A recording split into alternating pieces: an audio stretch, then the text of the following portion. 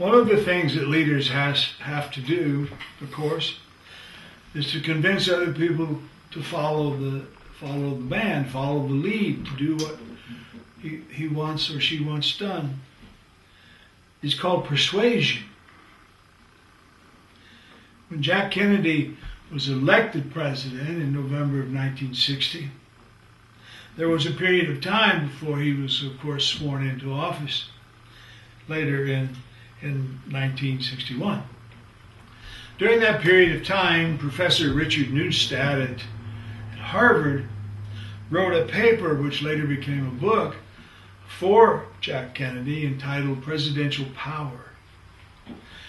And in the preface to this paper, he said the only power that the president has is the power to persuade. Harry Truman said basically the same thing. He mentioned poor Eisenhower, he said. Poor Eisenhower. He's going to come in here after being a general, and he's going to issue orders and commands, and he thinks people are going to do them. Boy, he's in for a lesson, right? So it's the ability to persuade. Now, a couple of asterisks here. I'm sure many of you are familiar with the movie The Godfather. Actually, there were 3 of them. Godfather 1 is probably my favorite movie. It's right up there with Citizen Kane. Incredibly powerful movie. And there is a scene in Godfather 1 when Michael Corleone, the son of the Godfather, is sitting with his girlfriend at a wedding. His sister's getting married. And there's this big outdoor party going on. And the Godfather, Don Corleone, is in the house. Right? And he's meeting with people. And standing outside the house is a person waiting to see the Don. By the way, his name was not Don Corleone. His name was Vito Corleone. He was the Don. He was the head of the family. Right? And this person standing waiting to see him was a big man. Huge guy. And not very attractive. Ugly face. Big guy. Couldn't speak well. And he was out loud practicing what he was going to say. Hey, Don Corleone, I am privileged to be invited to your daughter's wedding. He was practicing this out loud. So Michael's girlfriend says to him, Michael, who's that scary man over there by the tree? And Michael said, oh, he's scary, all right. His name is Luca Brasi. There's a side note here, by the way. Luca Brasi is a takeoff on the name Lucretia Borgia, who was a real person during the Renaissance who poisoned a couple of popes. But anyway, Luca Brasi, Michael explains, does favors for my father sometimes. And she said, favors? What kind of favors? And Michael said, well, my father wanted this man to sign a contract, and he wouldn't sign it. So Luca Brasi held a gun to his head. And my father explained to the man that either his signature or his brains would be on that paper within a minute. And so the man signed. Is that persuasion? No, it's not. It's coercion. Persuasion is not coercion, and coercion is not persuasion. They're 2 different things. A roofie, a date rape drug, is not persuasion. Taking advantage of someone who's just falling down dead drunk is not persuasion. Persuasion is when we use language and we talk someone in to doing something that they might have done anyway. You cannot get people to do something that they absolutely refuse to do, not even under hypnosis. You know the tricks that they play when you're hypnotized. They create a different world. They don't tell you the truth. They'll get some young woman up there and they'll say, oh, it's hot, and you've just worked out, you've just jogged almost 2 miles and it's 90 degrees out there, you need a shower. The shower's running, get in there. And so she'll start to take her clothes off and everybody will laugh and then they'll snap their fingers and bring her to. But if they had said to her, take your clothes off, she wouldn't have done it. You can't persuade people to do something that they wouldn't do anyway. At least possibly. Another thing about persuasion, before we get into how it works, is silence is not persuasion. It is not conversion. You may have silenced me, but you didn't convert me. You didn't persuade me. For persuasion to be real, there has to be an action to go with it. All right? So with that in mind, we'll talk about the theories and techniques of persuasion. Now we may break this into a couple of sessions. We'll see how it goes, but I think we probably will. The first one I want to talk about, you're familiar with, from Pavlov's dogs in psychology. You know, if you ring a bell and you give the dog something to eat, his mouth will, you wag his tail and he'll saliva, and then you give him some, ring the bell, give him something to eat. Well, pretty soon you don't have to have the food. All you got to do is ring the bell, and he'll start to get excited because he attaches that to the food. All right? It's called classical conditioning. We become conditioned to do something. Right? Why do people do what they do? You'll hear this question again later in these series. Why do people do what they do? People do what they do because of what happens to them when they do it. If they do something and it's a pleasant experience, they're going to do it again. Right? If they do something and it's unpleasant or painful, they're not going to. And you can persuade people by convincing them that it's going to be a pleasant experience. And when they do it, it is. So you just have to remind them of it. Now, the worst thing that can happen is that you can promise people it will be pleasant and it's not. Then you've lost them. Classical conditioning. Right? It's persuasion. A parent will say, study, bring home your report card, let me see it. You know what happens if you bring home 3 A's and a couple B's. As long as there's nothing below B, you know what happens. We go somewhere, we have a lot of fun, Disneyland or someplace. Then classical conditioning, kid works his fanny off. Right? And so that's the way it works. You'll hear me say later, by the way, you cannot punish anyone into maximum performance. We'll talk about that later, but just remember that. Punishment doesn't get anybody to do their best. It just gets them to do enough to keep their job. The second theory that I want to talk about here in persuasion is called cognitive dissonance. Cognitive dissonance. Now you know that cognitive is thinking, right? It's using our brain. Cognitive.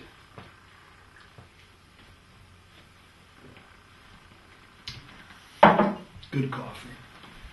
I remember Dean Martin used to act like that was booze in his cup. Right? It's not. It's good coffee. Cognitive dissonance. It's thinking. Now, what is dissonance? Well, what is a dissident? Someone who's opposing the status quo. Right? Someone that's upsetting something. Dissonance. Things are out of balance. There's something wrong. There's a problem. If we see a top, you know, those old-fashioned tops, maybe you're not, some of you are too young to remember, we used to buy tops. And we'd push it and push it and push it, and that thing would wind itself up, and then you let go, and it would spin and spin and spin until finally it spun its way out of that bar, and it would begin to wobble. And you would either let it fall over, or you'd go over there and give it some more pumps to keep it going. Now what this means basically, if we think there's a problem, we want to solve it. Right? We want to fix it. Now, we can think there is a problem because there is a problem. Right? My truck needs new tires. I don't think that and make it up. I look at the old ones and say, I need new tires. So I'm not just thinking that. It's real. But I think about it. There are other problems that aren't really problems, but we are convinced that they are. And so we look for a solution to something that we have been convinced is a problem. Right? I've seen, a great deal of television advertising is based around problem and solution. Problem and solution. I mean, I've never heard any of my mother, my grandmother, or my aunts, or my wife, I never heard any of them ever complain about the toilet bowl. But I've seen commercials about, oh goodness, nobody wants a dirty toilet bowl. You got to get this stuff and squirt it in there. Right? Convincing people there's a problem. Now, I don't know who did this, but somebody is convincing the women of the world that they don't look good enough the way they look when they step out of the shower, dry off, and put on some clothes. No, they got to go do a lot of other things. The stuff they put on their face, the stuff they put in their hair and their nails, and I think it's one of the largest businesses in the world of changing the appearance of people because they think there's a problem. I don't understand it. And of course, that's obvious. But we think there's a problem. It's raining. You'll see commercials, raining. You can't see through the windshield. You need Delco wipers. Right? Your car won't start. You need Ever-Ready or whatever kind of battery Sears sells to make it. No, it's not Ever-Ready, but you got to buy this is the kind of battery you need. You see a bunch of boys, young men, I should say, sitting around a college room and they're all bored. Sitting in an apartment, they're bored. And then walks somebody with a case or two of Budweiser. And they open one, and out of this box comes dry ice fog and music and beautiful girls scantily dressed. And now we have a party. Thanks to Budweiser. Right? Cognitive dissonance. Political campaigns, every single thing in the world is the president's fault. Nothing that happens that is good is his credit. So therefore, I, the new candidate, am the solution to that problem. Same thing with congressmen and representatives, everything. Problem, solution. Cognitive dissonance. Sometimes in your business, this is very important. There is a problem. We're losing market share. There is a problem. Our inventory is being delivered late. There is a problem. We're not meeting target dates. What is the solution? And so the leaders, the bosses, the team figures out the solution. And now they got to say to the workers, here's the problem and here's the solution. And we have to do this. And so the workers see the connection and they do it. They're willing to do it. The third theory that I want to talk about is called congruity. Things have to be congruous. They have to be in agreement. That's what that means. Congruity means that they are in agreement. All right? Now, there's three parts. It's like a pyramid, a triangle. All right? It's like a triangle. There's three parts of this agreement. One part is the speaker or the presenter or the person making the proposition. The other part is the listener, the person receiving this proposition. The third part is the message. What is in this message? Now, if the person that's listening to this respects, likes, follows the person who's saying it, and the message is something that I would do without any problem, this is a no-brainer. All right? This is easy. Not much persuasion needed. Well, let's change the balance here a little bit. The message makes some sense to the person that hears it, but they can't stand the person who's delivering it. That means we have an incongruous situation. And things are not going to go so smoothly. We need a new spokesman. Now, I'll give you an example when this happens a lot. Let's say a small company is purchased or taken over by a bigger one. Employees get a little nervous and touchy. And there's going to be some changes made. So I'm working for this company and I read this change and I read it and I think, well, maybe it's okay, maybe it's not. And then the person who comes to tell me is one of these people who just fired the people I used to work for, who now own this company, who don't even live in this community. They're from Chicago or New York, and this isn't Chicago or New York. Now, I'm less inclined to easily go along. I have this wall I've put up. Now, it may not be a rational wall, but it's there. And so the company knows that when they're going to make changes after a takeover, that they need to use some of the trusted employees who've been there for a while, that other people know and like and will follow. That's why advertisers use spokespeople, athletes, actors, actresses that are famous and well-liked. They're selling a product. They're going to want you to do something with your money. That's not always an easy message, but I like them. I can't imagine me telling Sophia Loren no for anything. Right? So it's the messenger. Now, what if we can't really change the messenger?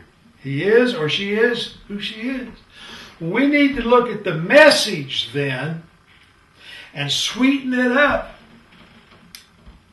What can we put in there to make our message more palatable, tastier, more likely to be accepted? Right? I've often said that change is not so difficult if you make change rewarding.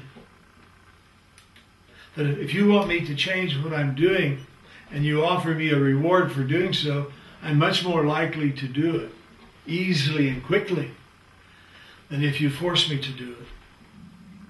So what we're talking about is this congruity, finding out the agreement. Now, what is the receivers? What do they think? Well, that's why we do research. We ask them. We ask them what they think.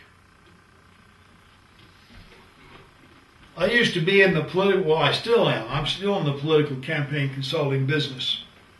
And this congruity theory is used in the following way. I'll go out and ask voters through survey research what their opinion is on several issues. On solving problems, how important it is, what alternative solutions do you like the best? A whole list of these questions. And I get their answers.